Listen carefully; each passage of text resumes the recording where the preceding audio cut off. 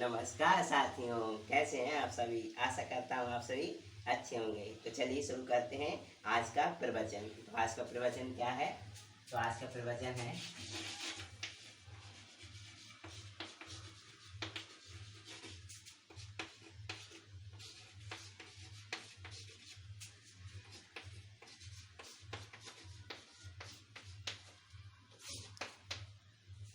आज का आपका प्रवचन है something is black in the pot. फिर सुन लें, something is black in the pot. It means, इसका मतलब होता है दाल में कुछ तो काला है। दाल में कुछ तो काला है। अब दाल में कुछ तो काला है तो फिर एक और बोलते हैं पूरी की पूरी दाल काली है। तो जब पूरी की पूरी दाल काली है तो इस समथिंग की जगह पे हम लगाना है एवरीथिंग। क्या लगाना है? Everything. Everything is black in the pot. इसका मतलब क्या हो गया? पूरी की पूरी दाल ही काली है। ठीक है, चलिए। तो आज के प्रवचन के पश्चात हम अपने काम को आगे बढ़ाते हैं।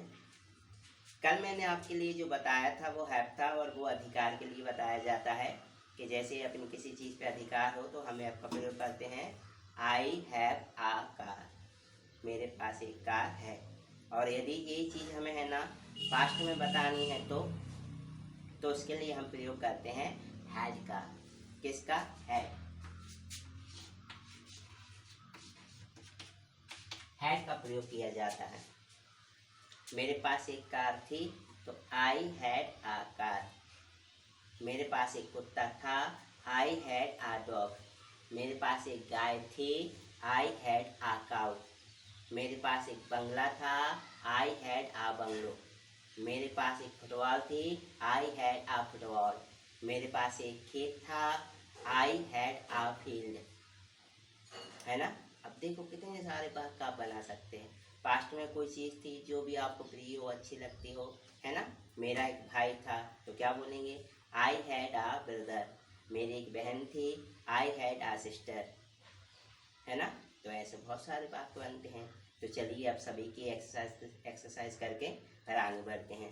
तो मेरे पास एक गाय थी तो आई हैड आ काउ।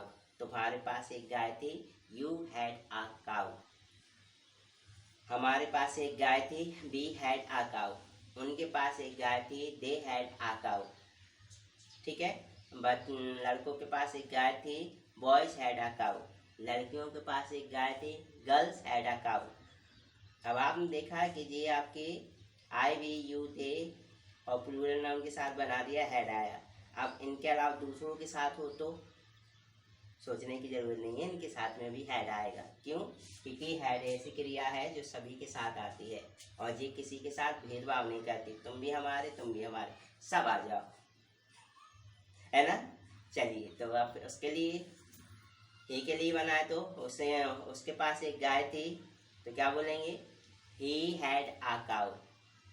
ठीक है। अब लड़की के लिए बनाए तो उसके पास एक गाय थी तो she had a cow. Ram के पास एक गाय थी तो Ram had a cow. Shyam के पास एक गाय थी, श्याम हैड आ काउ।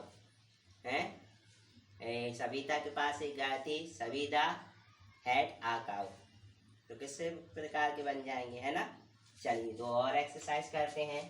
तो ये एक्सरसाइज के लिए हमने क्या बताया था कि भाई आपके लिए यदि कोई ना हो तो एक्सरसाइज इसके सामने आप आसानी से कर सकते हैं। इसको क्या कहते हैं? मिरर। मिरर यानी आईना। आईने के सामने आप खड़े हो जाएं और बोलें। तो क्या बोलना है? तो देखिए, सबसे पहले आपको यूज करना है did plus you plus have plus और जो कुछ आपको बोलना है वो यहाँ पे। ठीक है। आप आंसर क्या दोगे?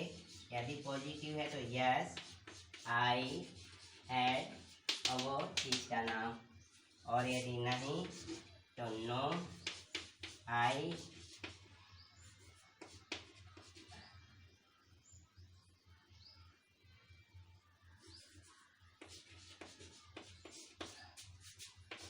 हैव।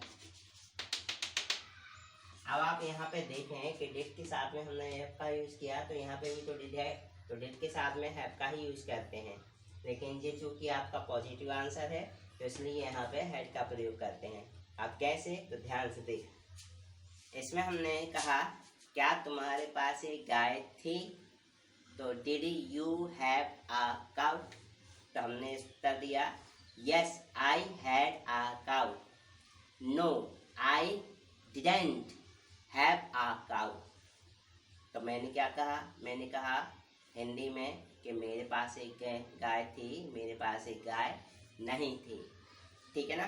तो इस प्रकार की एक्सरसाइज अपन को ज़्यादा से ज़्यादा करनी है ताकि आपसे बने। क्या करना है, बने, जरूर बने।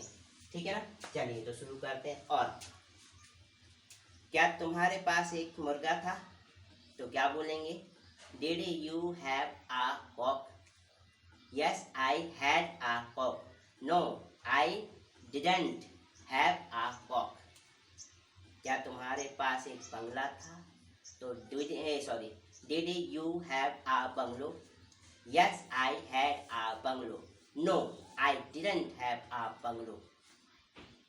Did you have a bucket, yes I had a bucket, no I didn't have a bucket. तो आपने देखा कि इस प्रकार की एक्सरसाइज हम करेंगे तो ज़्यादा से ज़्यादा सीखेंगे और बोलेंगे। ठीक है। चलिए तो ये पास्ट की बात हुई कि यदि हमें पास्ट में करना है तो क्या करें, तो इस प्रकार की एक्सरसाइज करना है। और यदि इन्हीं चीज़ों को हमें फ्यूचर में बताना है तो फ्यूचर में यदि हमें बताना है तो हम क्या करेंगे, विल हैव, क्या करेंगे, विल हैव का यूज करेंगे।